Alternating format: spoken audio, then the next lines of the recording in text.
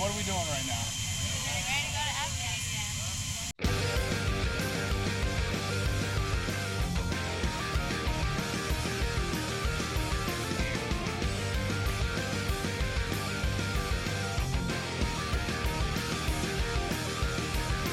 You're far from home with a gun in your hand, your only friend in this foreign land.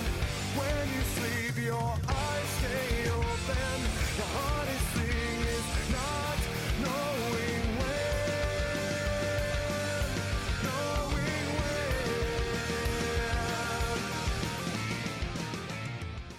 When people think about the U.S. military in Afghanistan, they think about this. Doing it in Afghanistan, baby. Ready to kill me some terrorizers.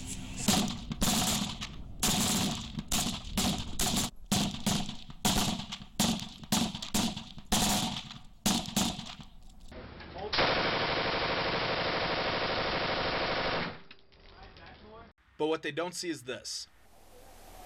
The dam is overflowing.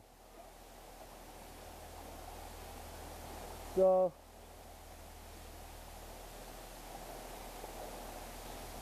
yeah, we're gonna have to design this differently than we originally thought. The U.S. military helping the people of Afghanistan rebuild a country that has suffered over 30 years of continuous war.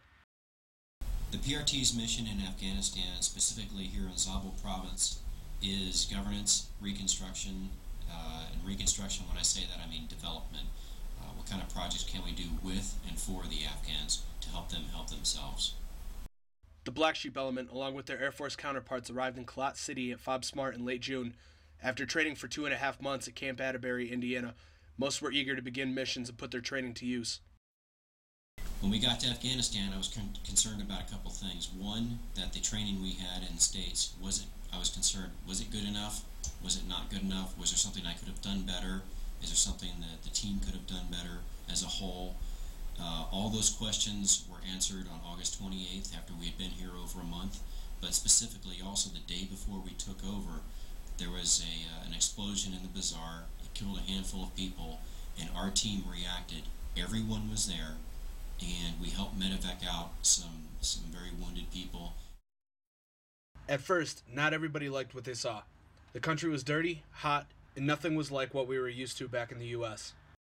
Well, the scenery is like being in the movie Aladdin, but not seeing Abu. And it's pretty crappy. It's crazy how people can live out here. I don't want to live out here. Well, we flew into CAF.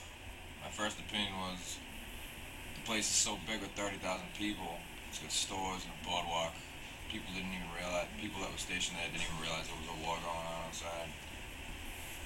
When I got to my FOB, ZABUL province, Afghanistan, pretty small FOB. You immediately got to, interact with the locals, see who liked you and didn't like you.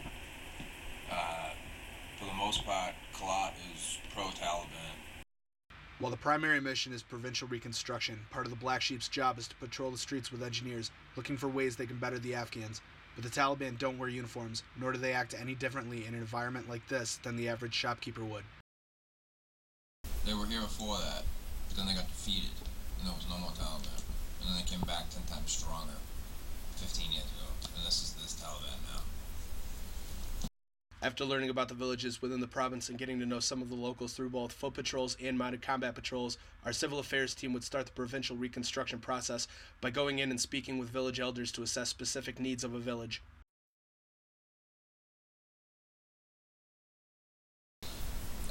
The further out from Highway 1 that you get, the more rural it gets, the more you're dealing with people that are just assistance farming.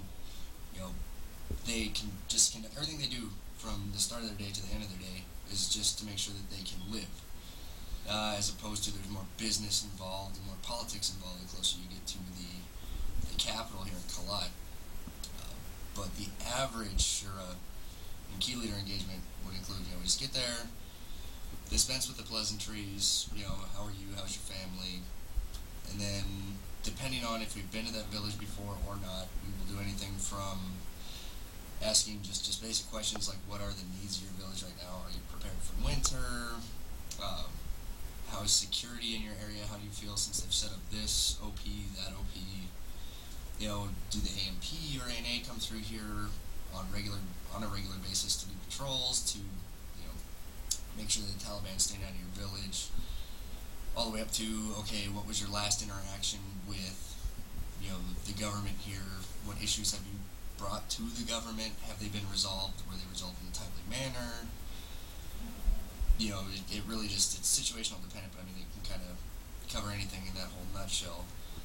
And then anything else that we get guidance from CTZ or from our commander as far as what they would like to know about certain villages.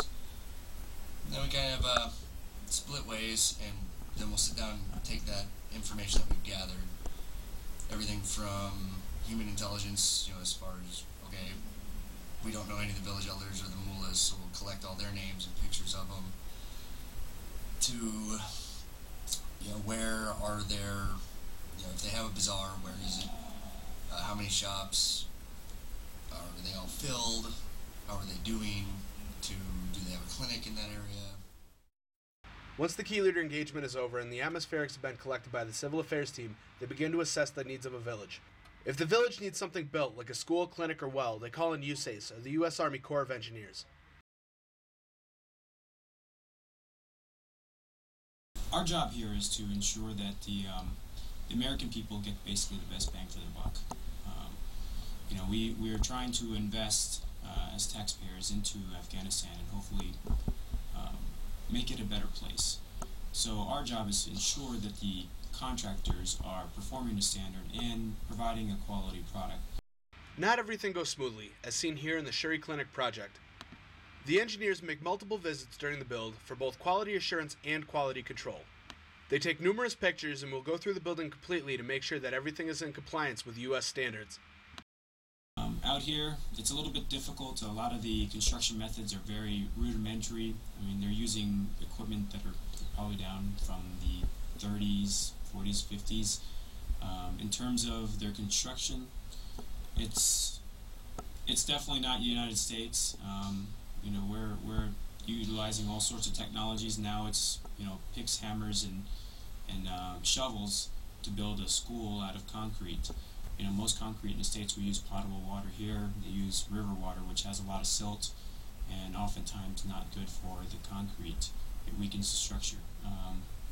That, or the contractors don't have the proper training to do the work, and sometimes they're the only contractors that are there to do the work. So there's a term called Afghan good enough, and sometimes that's kind of what we have to do. We have to sit there and decide, will this building stand and not hurt anybody, and will it serve its intended purpose?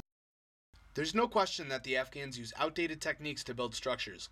One of the cities north of QALAT, and home to the hooligan element, is Montjoy. In the Montjoy hospital, an all-women's extension is being built, and it's the job of our engineers to go up and provide the same detail of quality control that they did at the Shuri Clinic. They put down wood that's just supposed to hold the concrete in place until it dries, and then they use those weird sticks that look like they're chopped down untreated lumber from trees. They use that to shore up the wood that they use for the forms, and that holds up the concrete until it dries, and then they can remove it, and you have an actual concrete building. But clinics aren't the only thing the engineers work on. At the ZABUL building, the engineers have teamed up with the Afghans to build a cistern, which will hold water and irrigate the plants within their compound. The ministerial compound is another big project for the engineers. It's comprised of 4 buildings used to house local government offices. When the engineers find a problem with the building and the contractor is present, they use their interpreter to make sure that the contractor understands the specific issue and why it's a problem. See where the cracks are? They're going to have to put something down, like I don't care if it's caulk or something, but it's got to plug up, because those joints right there, it's wood, so when it gets wet, it expands, and when it dries, it contracts. So they're going to have to put something like caulk or something like that, like a lot of it.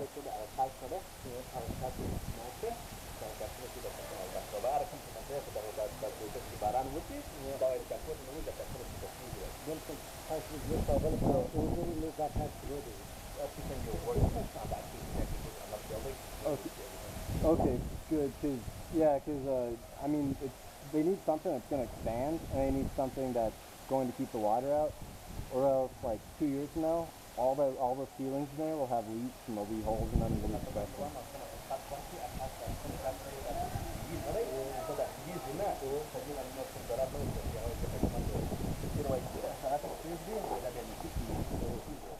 Right across the street from our fob, we're doing the Dale compound, which is basically Department Irrigation, Agriculture, and Livestock, and that's, I mean, you know, being a primarily subsistence farming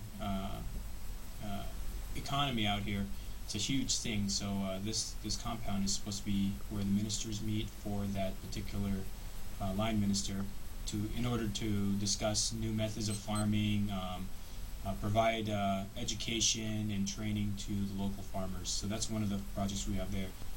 We also have the radio station, which is right outside our north compound.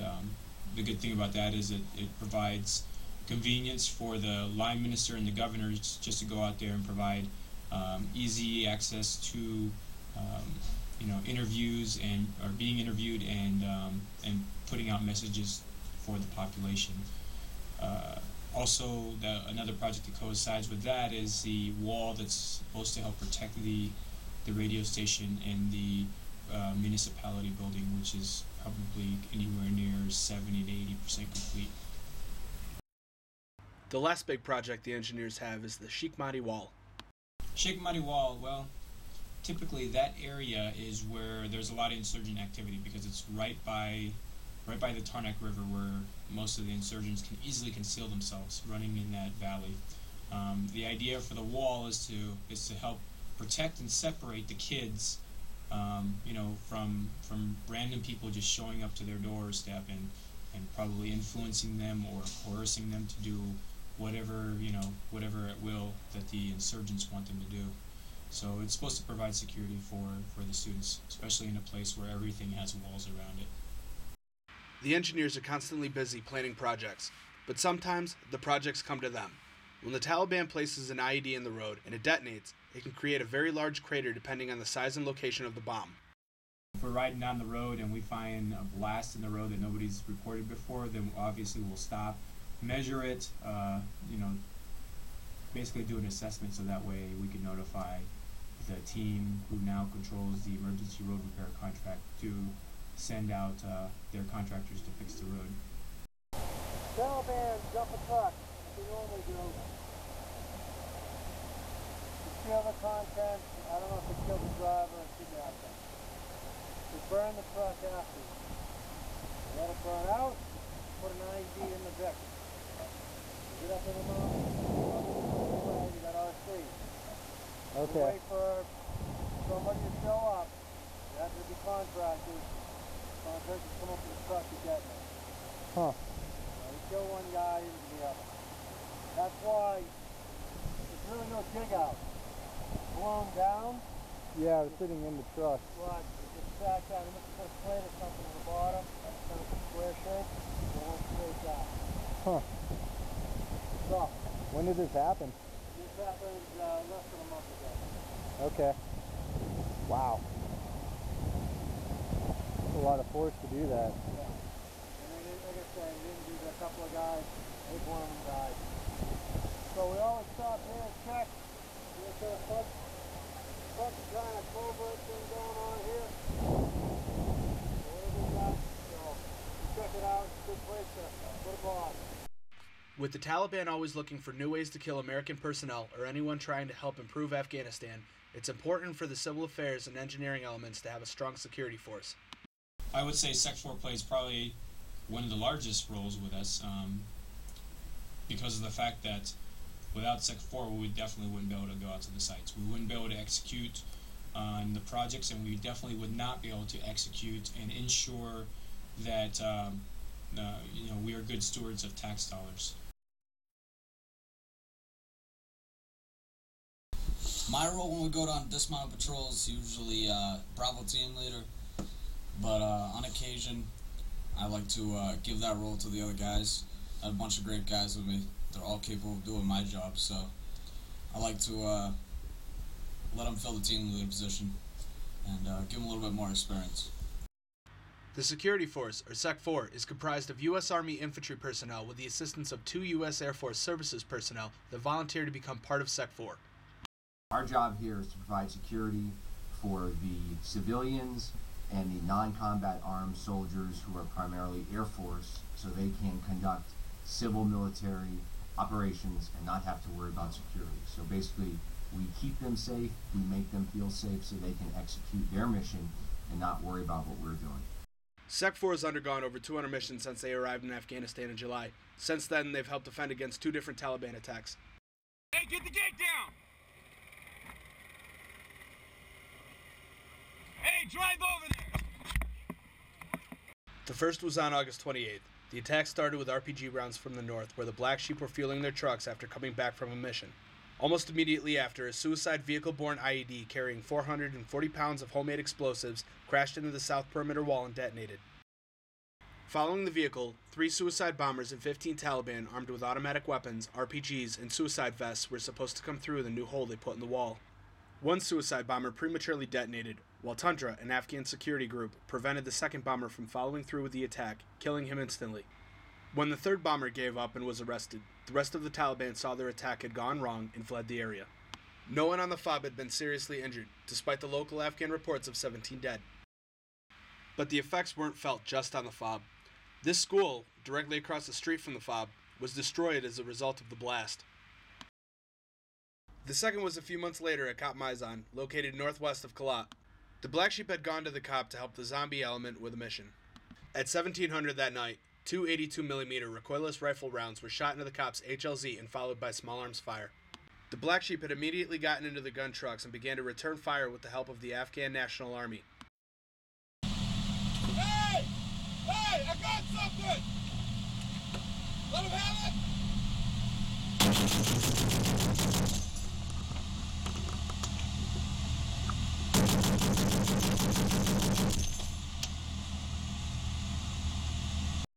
After a few long minutes, the attack was over. Again, no wounded. Despite the Taliban attacks on the Black Sheep, they continue to push on with their missions. Some of their more frequently patrolled areas were backers